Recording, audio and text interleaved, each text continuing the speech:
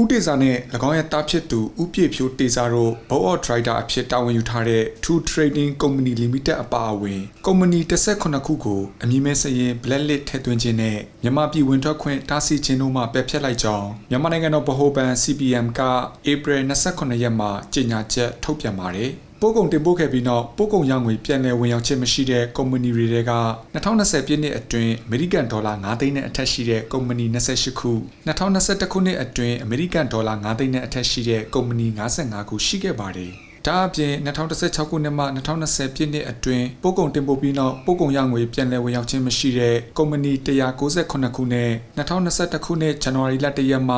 2025ခုနှစ်မတ်လ31ရက်အထိကုမ္ပဏီ